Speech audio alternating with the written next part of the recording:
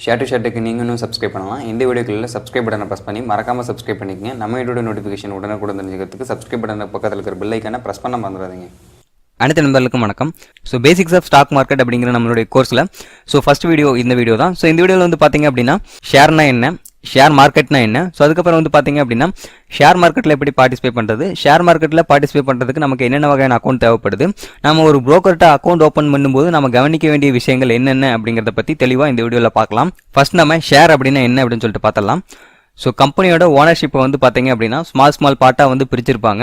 So இந்த பிரிக்கப்பட்ட ஒவ்வொரு பார்ட்டுமே வந்து பார்த்தீங்க அப்படின்னா ஷேர்ன்ட்டு அழைக்கிறாங்க. ஸோ ஒரு கம்பெனியில் யார் வந்து பெரும்பான்மையான ஷேரை வந்து ஹோல்டு பண்ணுறாங்களோ ஸோ அவங்க தான் வந்து பார்த்தீங்க அப்படின்னா அந்த கம்பெனியை வழிநடத்துறாங்க. ஸோ அவங்க வந்து கம்பெனியோட சேர்மனாவோ இல்லைனா டைரக்டராகவோ இருக்கலாம். ஸோ யார்ட்டையுமே பெரும்பான்மையான ஷேர் இல்லாத பட்சத்தில் ஸோ இந்த கம்பெனியில் இன்வெஸ்ட் பண்ணியிருக்கக்கூடிய இன்வெஸ்டர்லாம் சேர்ந்து ஒரு மீட்டிங் ஒன்று கண்டக்ட் பண்ணுவாங்க. ஸோ இதற்கு பேர் தான் வந்து பார்த்தீங்க அப்படின்னா போர்ட் மீட்டிங். ஸோ இந்த மீட்டிங்கில் வந்து பார்த்தீங்க அப்படின்னா ஒரு மெம்பரை வந்து சேர்மனாக தேர்ந்தெடுப்பாங்க. ஸோ அவங்க வந்து கம்பெனி வந்து வழிநடத்துவாங்க. ஸோ இப்போ ஷேர் அப்படின்னா என்ன அப்படிங்கிறது வந்து உங்களுக்கு புரிஞ்சிருக்கும். ஸோ அடுத்தது வந்து பார்த்தீங்க அப்படின்னா ஷேர் மார்க்கெட் இல்லைனா ஸ்டாக் மார்க்கெட் அப்படின்னா என்ன அப்படின்னு சொல்லிட்டு பார்க்கலாம். ஸோ பொதுவாகவே மார்க்கெட் அப்படின்னா நமக்கு தேவையான பொருட்களை வாங்கி விற்கக்கூடிய இடம் தான் வந்து பார்த்தீங்க அப்படின்னா மார்க்கெட் அப்படிங்கிறது. ஸோ எக்ஸாம்பிளுக்கு காய்கறி மார்க்கெட் எடுத்தோம் அப்படின்னா ஸோ அங்கே வந்து காய்கறிகளை வந்து வாங்கி விற்பாங்க. ஸோ அதற்கு பேர் தான் வந்து பார்த்தீங்க அப்படின்னா காய்கறி மார்க்கெட் அப்படின்ட்டு சொல்கிறோம். ஸோ அதே மாதிரி இங்கே வந்து கம்பெனியோட ஷேர்ஸை வாங்கி விற்கங்காட்டி ஸோ இதற்கு பேர் வந்து பார்த்தீங்க அப்படின்னா ஷேர் மார்க்கெட் அப்படின்ட்டு சொல்கிறாங்க. ஸோ அடுத்து வந்து பார்த்தீங்கன்னா ஸ்டாக் எக்ஸ்சேஞ்ச். ஸோ பொதுவாகவே எக்ஸ்சேஞ்ச் அப்படின்னா என்னன்னு சொல்லிட்டு பார்த்தீங்க அப்படின்னா நமக்கு தேவையான பொருட்களை பரிமாற்றிக்கொள்ளக்கூடிய இடத்துக்கு பேர் தான் வந்து எக்ஸ்சேஞ்ச் அப்படிம்போம். ஸோ இந்த ஸ்டாக் எக்ஸ்சேஞ்சிலும் அதே மாதிரி தான். ஸ்டாக் எக்ஸ்சேஞ்ச் அப்படின்னா ஸோ நம்ம இங்கே பணத்தை கொண்டு போயிட்டு பணத்துக்கு பதிலாக ஸ்டாக்கை வந்து எக்ஸ்சேஞ்ச் பண்ணி வாங்கிட்டு வரோம். அதே மாதிரி இங்கே ஸ்டாக்கை கொண்டு போயிட்டு ஸ்டாக்குக்கு பதிலாக பணமாக அந்த ஸ்டாக்கை வந்து மாற்றிட்டு வரோம். ஸோ இது மாதிரி எக்ஸ்சேஞ்ச் நடைபெறக்கூடிய இடத்துக்கு பேர் தான் வந்து பார்த்தீங்க அப்படின்னா ஸ்டாக் எக்ஸ்சேஞ்ச். ஸோ இந்தியாவில் மொத்தம் 2 வகையான ஸ்டாக் எக்ஸ்சேஞ்ச் இருக்குது. ஸோ ஒன்று வந்து பார்த்தீங்க அப்படின்னா பாம்பே ஸ்டாக் எக்ஸ்சேஞ்ச் BSE, இரண்டாவது வந்து பார்த்தீங்க அப்படின்னா national stock exchange NSE. So இந்த 2 ஸ்டாக் எக்ஸ்சேஞ்ச் தான் வந்து இந்தியாவில் மெயினான ஸ்டாக் எக்ஸ்சேஞ்ச். ஸோ அடுத்து வந்து பார்த்தீங்க அப்படின்னா இந்த ஸ்டாக் மார்க்கெட்டில் யாரெல்லாம் பார்ட்டிசிபேட் பண்ணலாம், ஸோ அதுக்கப்புறம் எப்படி பார்ட்டிசிபேட் பண்ணுறது அப்படிங்கிறதையும் பார்த்தலாம். ஸோ 18 வயது நிரம்பிய அனைவரும் வந்து பார்த்தீங்க அப்படின்னா இந்த ஸ்டாக் மார்க்கெட்டில் வந்து பார்ட்டிசிபேட் பண்ணலாம். ஸோ எங்களுக்கு தேவை ஒரு பேன் கார்டு, ஒரு அட்ரஸ் ப்ரூஃப், ஒரு ID ப்ரூஃப் மட்டும் இருந்தால் போதும். ஸோ நம்ம வந்து டேரெக்டாக பங்குகளை ஸ்டாக் எக்ஸ்சேஞ்சில் வாங்கி விற்கணும் அப்படின்னா நீங்கள் ஒரு சில எக்ஸாம் எழுத வேண்டியது இருக்கும். ஸோ அதுக்கப்புறம் ஒரு குறிப்பிட்ட தொகையை வந்து டெபாசிட் பண்ண வேண்டியது இருக்கும். ஸோ அப்படி பண்ணால் மட்டும்தான் வந்து நீங்கள் டேரெக்டாக எக்ஸ்சேஞ்சிலேருந்து பங்குகளை வாங்கவோ விற்கவோ முடியும். ஸோ இது வந்து எல்லாருனாலையும் வந்து இந்த மெத்தட் வந்து ஃபாலோ பண்ண முடியாது. ஸோ இதனால் என்ன பண்ணுறோம் அப்படின்னா நம்ம ஒரு ஸ்டாக் புரோக்கர்கிட்ட வந்து அக்கௌண்ட் ஓப்பன் பண்ணுறோம். ஸோ இவர் வந்து டேரெக்டாக வந்து எக்ஸ்சேஞ்ச் வந்து ரிஜிஸ்டர் பண்ணியிருப்பாரு. ஸோ இவர்கிட்ட அக்கௌண்ட் ஓப்பன் பண்ணிட்டு இவர் மூலம் நம்ம பங்குகளை வாங்கவோ விற்கவோ செஞ்சுக்கலாம். இதற்கு வந்து நம்ம அவருக்கு ஒரு சில சார்ஜஸ் வந்து பே பண்ண வேண்டியதாக இருக்கும். ஸோ அந்த சார்ஜஸ்க்கு பேர் தான் வந்து பார்த்தீங்க அப்படின்னா புரோக்கரேஜ் சார்ஜஸ்ன்னு இருக்கும். ஸோ ஒவ்வொரு புரோக்கரை பொறுத்தும் இந்த புரோக்கரேஜ் சார்ஜஸ் வந்து சேஞ்ச் ஆகும். ஸோ அதை பற்றி நம்ம தெளிவாக பின்னாடி பார்க்கலாம். நம்ம இந்த ஸ்டாக் மார்க்கெட்டில் பார்ட்டிசிபேட் பண்ணுறதுக்கு மொத்தம் 3 வகையான அக்கௌண்ட் வந்து தேவைப்படுது. ஸோ ஒன்று வந்து பார்த்தீங்க அப்படின்னா சேவிங் அக்கௌண்ட், இன்னொன்று வந்து பார்த்தீங்க அப்படின்னா டிமெட் அக்கௌண்ட், இன்னொன்று ட்ரேடிங் அக்கௌண்ட். ஸோ இந்த 3 அக்கௌண்ட் வந்து கம்பல்சரி தேவைப்படும். ஸோ சேவிங் அக்கௌண்ட் அப்படிங்கிறது நார்மலாக நம்ம யூஸ் பண்ணக்கூடிய பேங்க் அக்கௌண்ட் தான் வந்து சேவிங் அக்கௌண்ட். ஸோ ஃபர்ஸ்ட் நீங்கள் அக்கௌண்ட் ஓப்பன் பண்ணும்போது உங்கள் புரோக்கர்கிட்ட ஒரு அக்கௌண்ட் கொடுத்துட்டீங்க அப்படின்னா ஸோ அந்த அக்கௌண்ட் மூலமாக தான் உங்களால் வந்து உங்கள் ட்ரேடிங் அக்கௌண்ட்டுக்கு வந்து ஃபண்டு வந்து ட்ரான்ஸ்ஃபர் பண்ணிக்க முடியும். ஸோ நீங்கள் வேறு அக்கௌண்ட் மாற்றணும் அப்படின்னா நீங்கள் மறுபடியும் சேஞ்ச் ரிக்வஸ்ட் ஃபார்ம் கொடுத்து ஸோ அதுக்கப்புறம் அந்த அக்கௌண்ட்டை மாற்றிட்டு அதுக்கப்புறம் தான் வந்து ட்ரான்ஸ்ஃபர் பண்ண முடியும். ஸோ அதனால் நீங்கள் ஆக்டிவில் இருக்க சேவிங் அக்கௌண்ட் கொடுக்கறது வந்து நல்லது.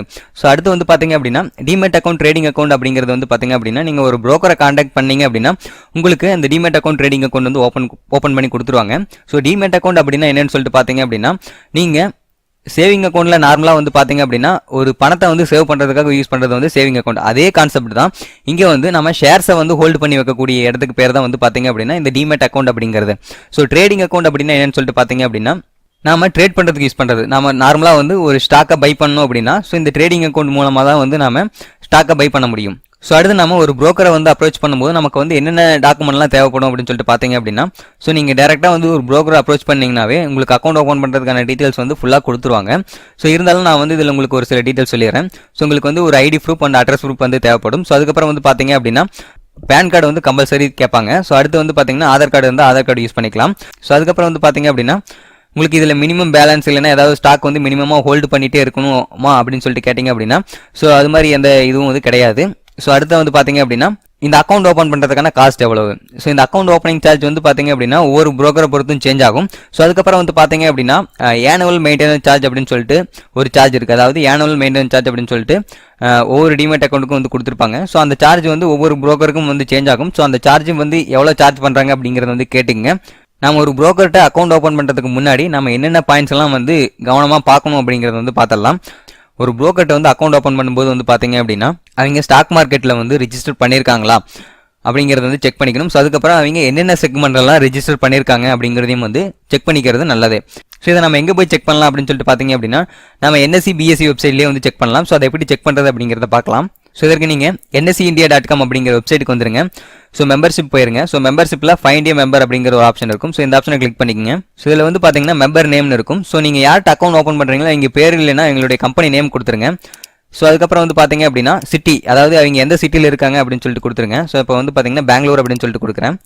ஸோ அதுக்கப்புறம் அவங்களுடைய பின்கோட் கொடுத்துருங்க. கொடுத்துட்டு ஸோ செக்மெண்ட் வந்து ஆல் செலக்ட் பண்ணிக்கங்க. செலக்ட் பண்ணிட்டு அதுக்கப்புறம் கீழே வந்து பார்த்தீங்க அப்படின்னா கேப்சா இருக்குது. ஸோ இந்த கேப்சா என்டர் பண்ணிடுங்க. ஸோ கேப்சா என்டர் பண்ணிட்டு சப்மிட் கொடுங்க.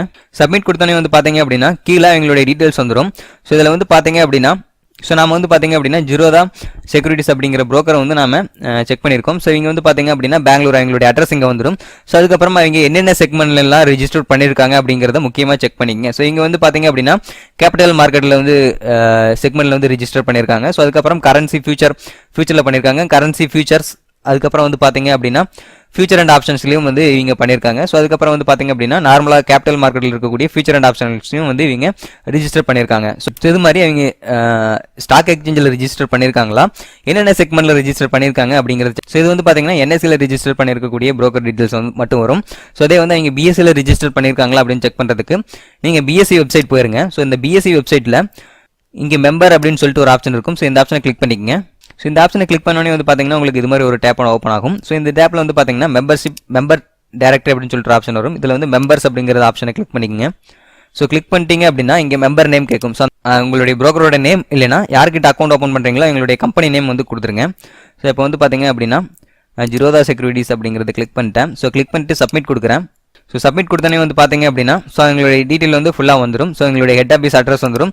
ஸோ அதுக்கப்புறம் கீழே வந்தீங்க அப்படின்னா இங்கே வந்து என்னென்ன செக்மெண்ட்டில் வந்து ரிஜிஸ்டர் பண்ணியிருக்காங்க, எதெல்லாம் ஆக்டிவ்ல இருக்குது அப்படிங்கிறதையும் வந்து நீங்கள் இங்கேயே பார்த்துக்கலாம்.